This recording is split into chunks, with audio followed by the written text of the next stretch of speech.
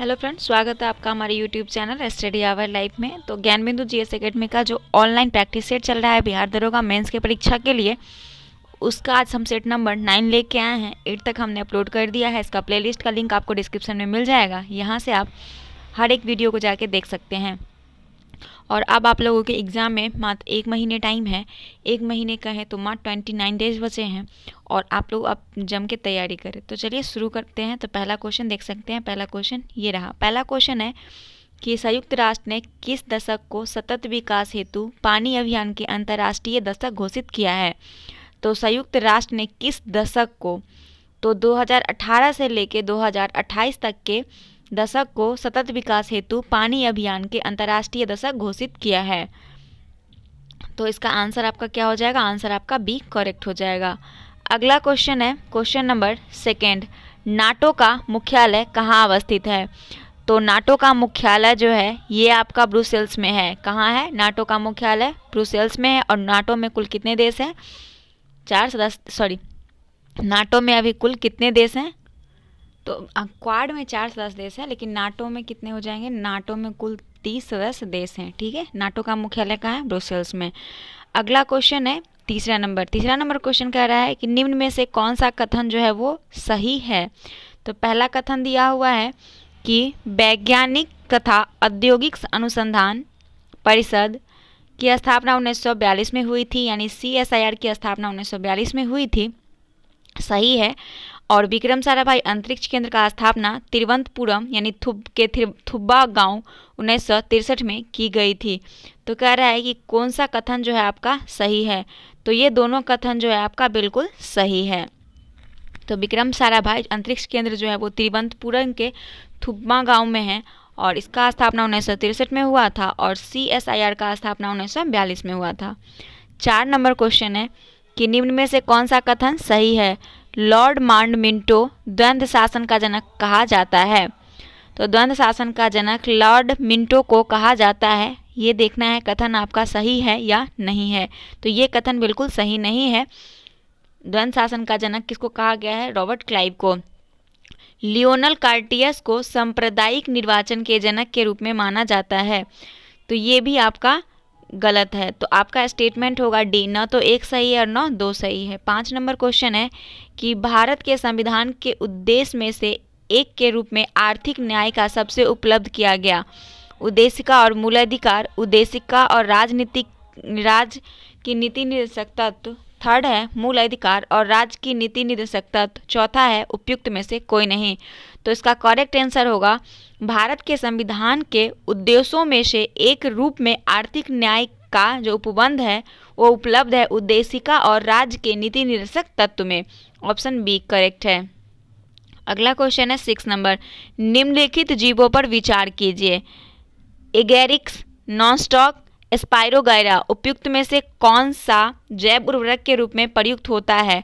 तो जैव उर्वरक के रूप में जो प्रयुक्त होता है वो नॉन स्टॉक होता है, जैव उर्वरक के रूप में प्रयुक्त।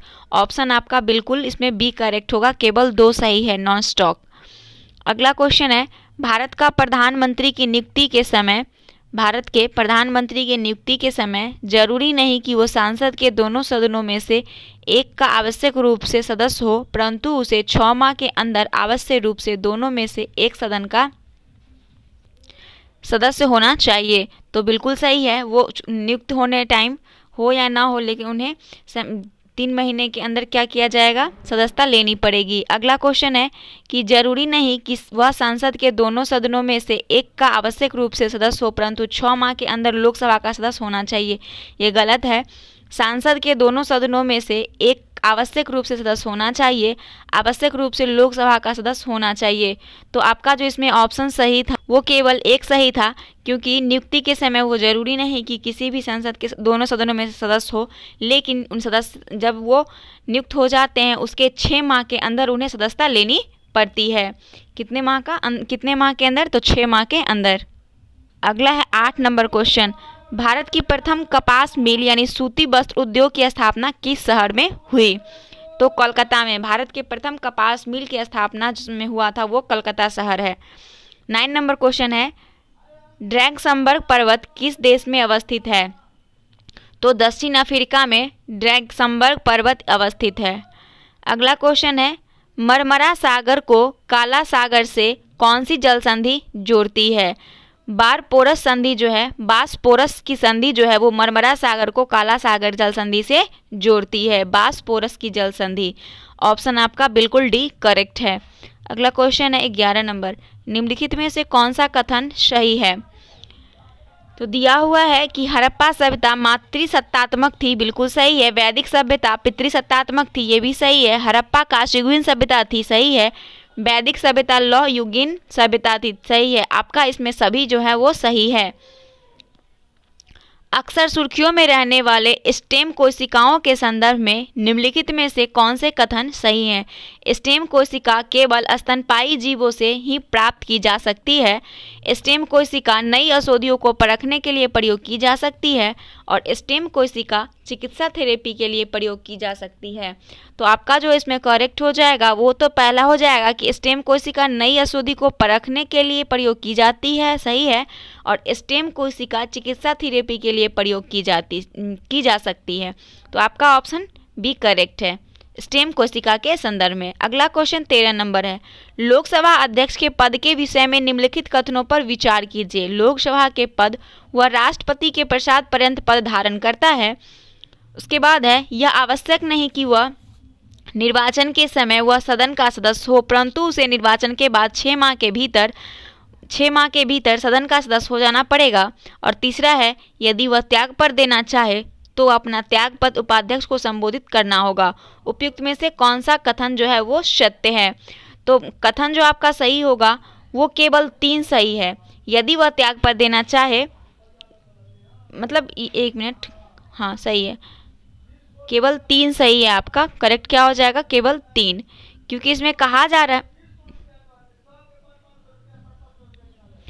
यदि वह त्याग पर देना चाहे तो उसे अपना त्यागपत्र किसको देना पड़ेगा? उपाध्यक्ष को संबोधित करना पड़ेगा। केवल और केवल 3 ही आपका सही है लोकसभा के बारे में। अगला है, निम्नलिखित में से कौन से उच्चतम न्यायालय की आरंभिक अधिकारिता में आते हैं? भारत सरकार तथा एक या अधिक राज्यों के बीच का विवाद। दूसरा है, संसद के किसी भी सदन या राज्य विधानमंडल में हुई चुनाव पर विवाद। तीसरा है, भारत सरकार तथा किसी संघ राज्य क्षेत्र के बीच का विवाद। और चौथा है, 2 या अधिक राज्यों के बीच का विवाद। निम्नलिखित में से कौन से कूट के आधार पर सही है? उत्तर को चुनना है। तो आपका जो सही हो जाएगा वो तो भारत सरकार तथा किसी संघ राज्य क्षेत्र के बीच का विवाद, ये तो सही है। और 2 या अधिक राज्यों के बीच विवाद, ये भी सही है। तो आपका ऑप्शन जो करेक्ट हो जाएगा वो 3 और 4 करेक्ट होगा। ऑप्शन डी बिल्कुल सही है। अगला क्वेश्चन देखिए, सॉरी 1 मिनट, आपका इसमें जो सही हो जाएगा वो सी सही हो जाएगा। 3 जो है आपका गलत है, 3 नहीं होगा, इसमें 1 हो जाएगा, है ना। मैं निगेटिव थोड़ा सा पढ़ ली थी, सॉरी, आगे ध्यान रखूंगी। ये है कि भारत सरकार तथा 1 या अधिक राज्यों के बीच का विवाद, ये सही है। और 2 या अधिक राज्यों के बीच का विवाद, ये भी सही है। 1 और 4 आपका जो है इसमें सही है, बाकी सभी गलत है। तो ऑप्शन आपका 1 और 4 किस में कह रहा है? सी में कह रहा है, तो सी करेक्ट है। अगला 15 नंबर क्वेश्चन कह रहा है कि जीवों को निम्नलिखित प्रकार पर विचार कीजिए। जीवाणु, पुष्पीय पादप, कवक। उपयुक्त जीव प्रकारों में से किसकी या किनकी कुछ जातियां को जैव पीड़कनाशियों के रूप में प्रयोग किया जाता है? तो जीवाणु का भी किया जाता है, पुष्पीय पादप का और कवक का, ये तीनों का जो है जीव का सभी प्रजाति है, इसको जैव पीड़कनाशी के रूप में प्रयोग किया जाता है। ऑप्शन डी करेक्ट है। अगला है, यदि वार्षिक संघीय बजट लोकसभा द्वारा पारित नहीं होता है तो प्रधानमंत्री अपनी मंत्रिपरिषद का त्यागपत्र पेश कर देता है। यदि वार्षिक संघीय बजट लोकसभा द्वारा पारित नहीं होता है तो क्या होता है, ये आपसे पूछा जा रहा है। तो बजट में संशोधन कर दोबारा पेश किया जाता है। सुझाव हेतु बजट राज्यसभा को भेज दिया जाता है। संघीय वित्त मंत्री से त्याग पर देने के लिए कहा जाता है। तो आपका ऑप्शन जो सही हो जाएगा वो प्रधानमंत्री अपनी मंत्रिपरिषद का त्याग पत्र पेश कर देता है, ये सिर्फ करेक्ट है। अगला क्वेश्चन है, आरंभिक मध्ययुगीन समय में भारत में बौद्ध धर्म का पतन किस या किन कारणों से शुरू हुआ था?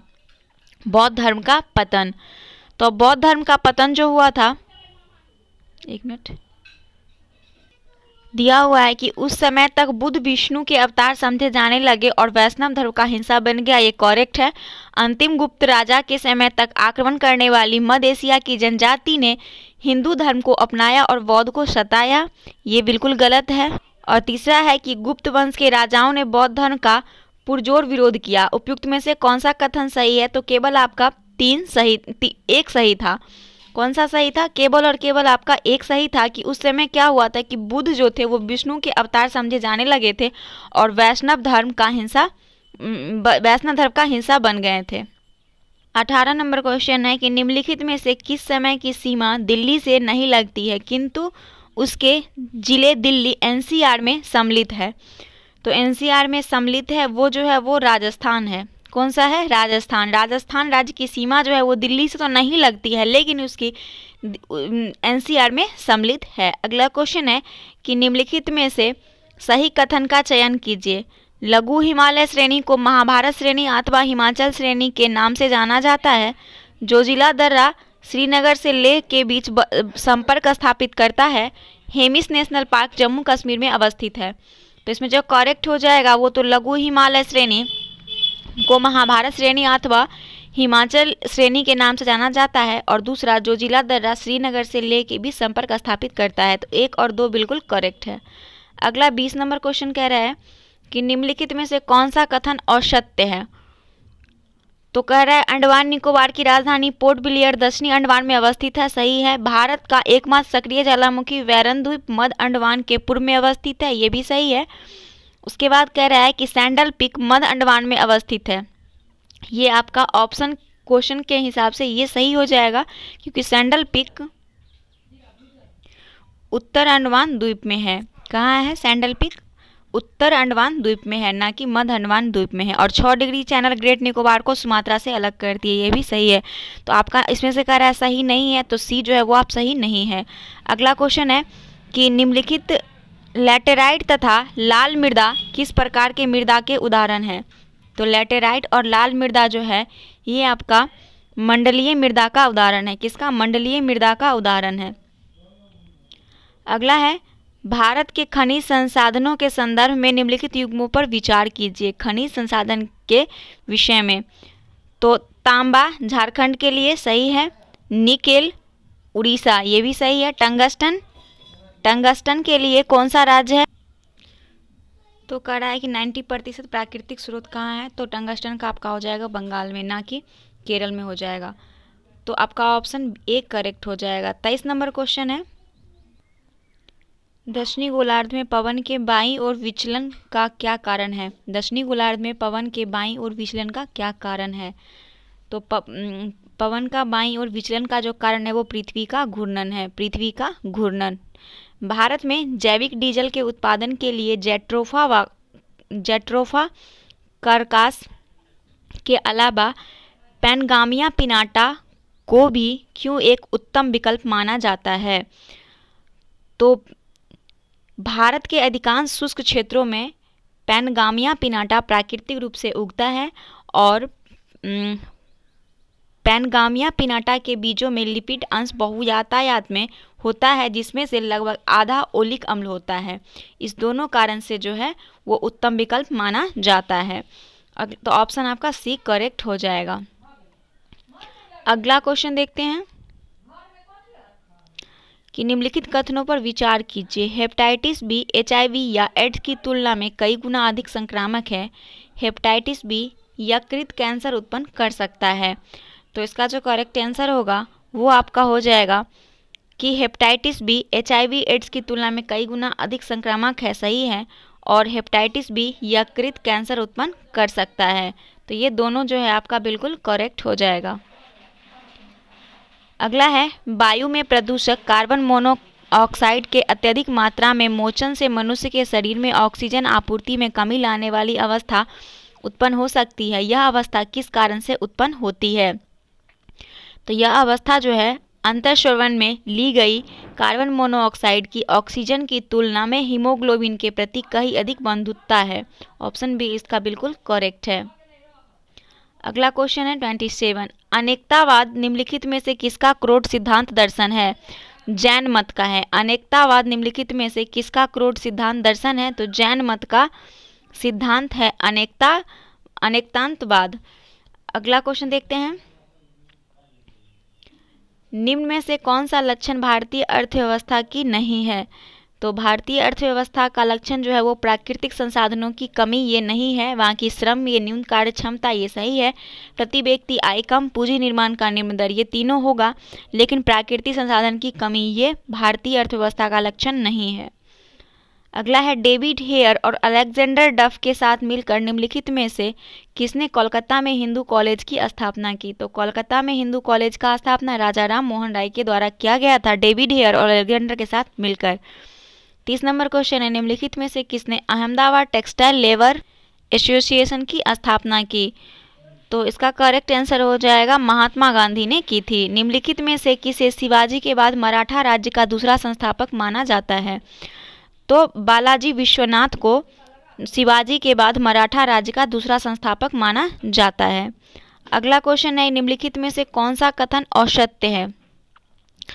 तो पहले 1857 की क्रांति के राजनीतिक कारणों में लॉर्ड वेलेस्ली की सहायक संधि और लॉर्ड डलहौजी का व्यापंगत सिद्धांत प्रमुख था, ये सही है।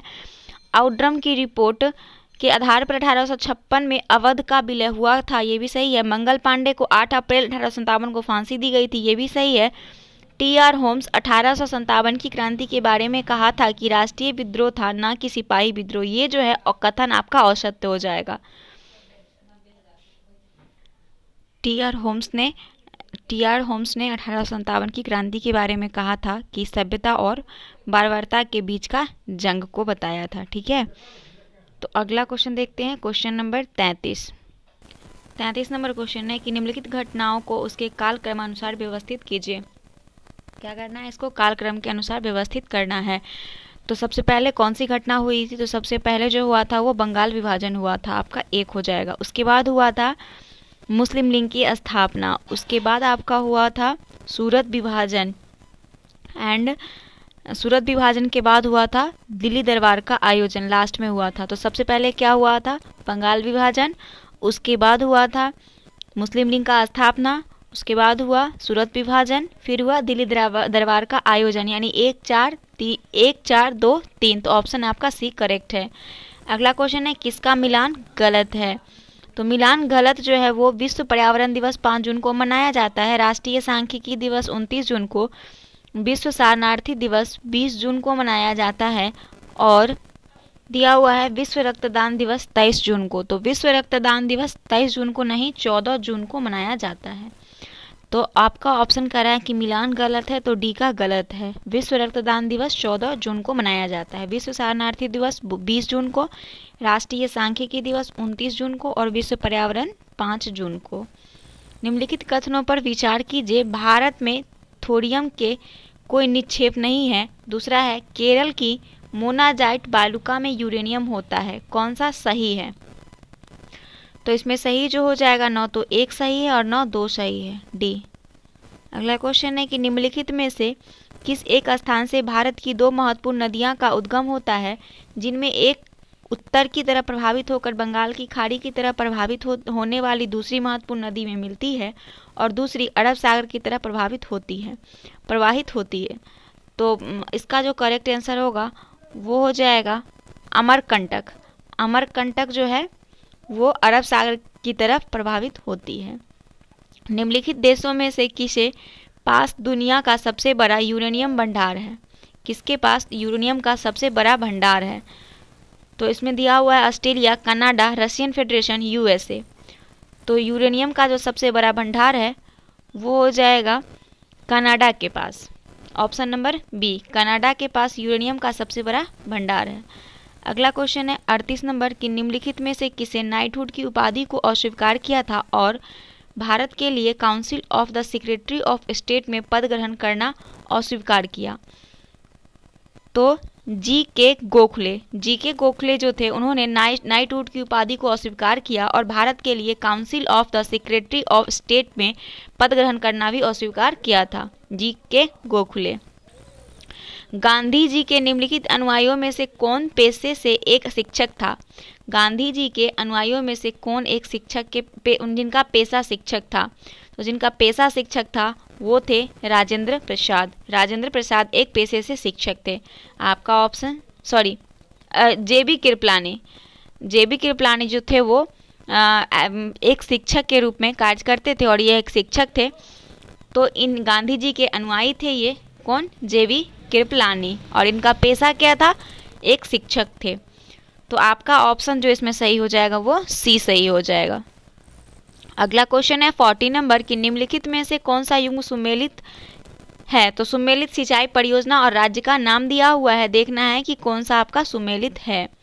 तो दमनगंगा गुजरात, गिरनार महाराष्ट्र, पंबा केरल, तीनों आपका सुमेलित है। दमनगंगा गुजरात राज्य में है, गिरना महाराष्ट्र में है और पंबा केरल राज्य में है। डी बिल्कुल करेक्ट है। 41 नंबर है कि निम्नलिखित राज्यों में से किस एक में नामचिक नामकुफ कोयला क्षेत्र अवस्थित है? तो अरुणाचल प्रदेश राज्य में नामचिक नामफुक कोयला क्षेत्र अवस्थित है। अगला क्वेश्चन है 42 नंबर की निम्न में से कौन सा कथन जो है वो असत्य है? अनुच्छेद 171 विधान परिषद से संबंधित है। सही है। विधान परिषद की सदस्यता अधिकतम संख्या विधानसभा के सदस्यों की कुल संख्या का 1/3 होती है। तो ये भी सही है आपका। तो इसमें से असत्य चुनना है। तो विधान परिषद सदस्यों की न्यूनतम संख्या 60 होती है। ये आपका जो है वो क्वेश्चन के हिसाब से सी आपका सही हो जाएगा, क्योंकि ये जो है असत्य है। और विधान परिषद में राज्यपाल द्वारा 1/6 सदस्य जो होते हैं मनोनीत किए जाते हैं। तो ए, बी और डी आपका सही है, सी जो है वो गलत है। 74वां संविधान संशोधन किस तिथि को प्रभावी हुआ था? 43 नंबर क्वेश्चन है कि 74वां संविधान संशोधन किस तिथि को प्रभावी हुआ था? तो ये 1 जून 1993 को 74वां संविधान संशोधन को प्रभावी हुआ था। अगला क्वेश्चन है कि किस संविधान संशोधन द्वारा राज्यों के लिए प्रावधान किया गया कि यदि राज्य किसी की निजी संपत्ति के अधिग्रहण के लिए विधि बनाते हैं तो इसके लिए राष्ट्रपति से इस आशय की सहमति लेना आवश्यक है? तो 25वां संविधान संशोधन अधिनियम 1971 के तहत। Option B. 6 फुट लंबे व्यक्ति की ऊंचाई नैनोमीटर में कैसे व्यक्त की जाएगी? लगभग। अगर कोई व्यक्ति 6 फुट का है और उसका लंबाई को नैनोमीटर में व्यक्त करना है तो कैसे किया जाएगा? तो देखते हैं ऑप्शन, और ये दोनों ऑप्शन सही नहीं है।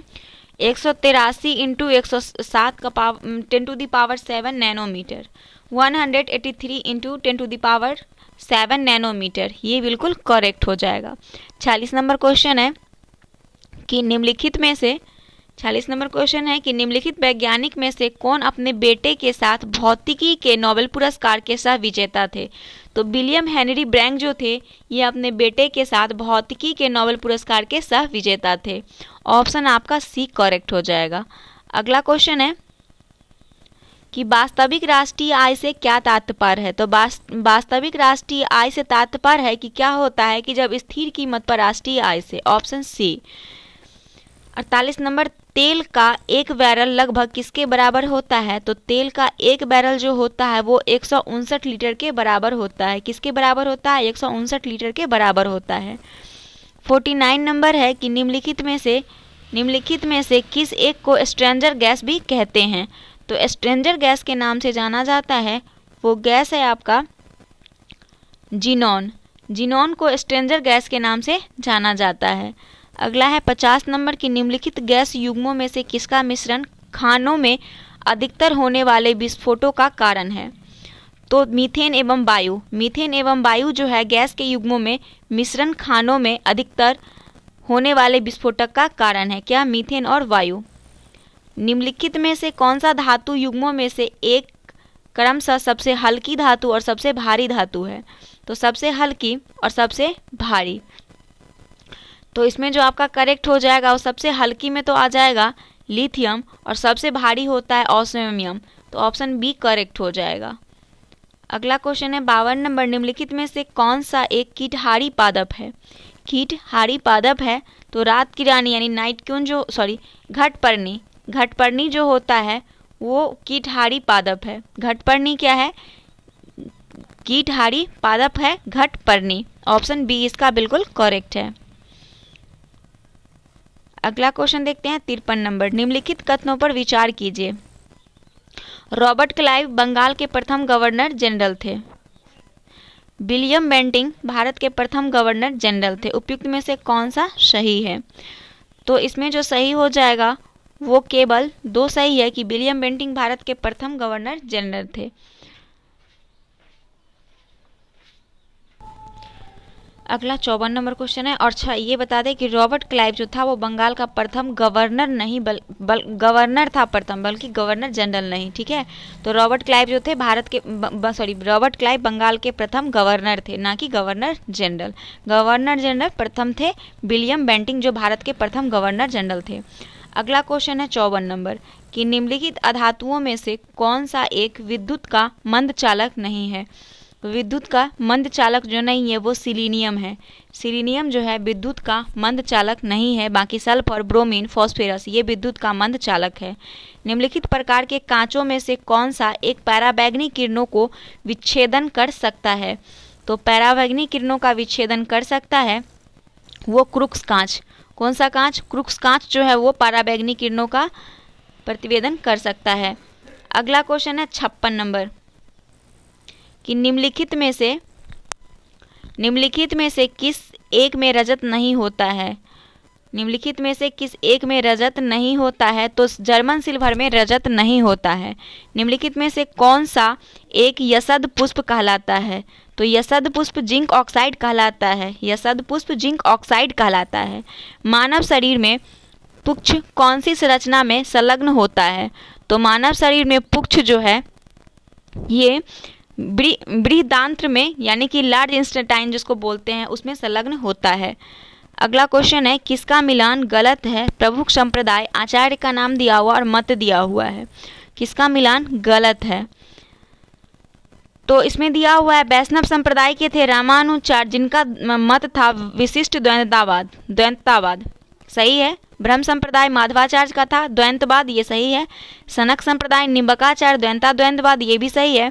रुद्र संप्रदाय रामानंद शुद्ध द्वैतवाद, ये आपका गलत है। शुद्ध द्वैतवाद रामानंद का नहीं था, तो आपका मिलान इसमें डी जो है वो गलत है। अगला क्वेश्चन है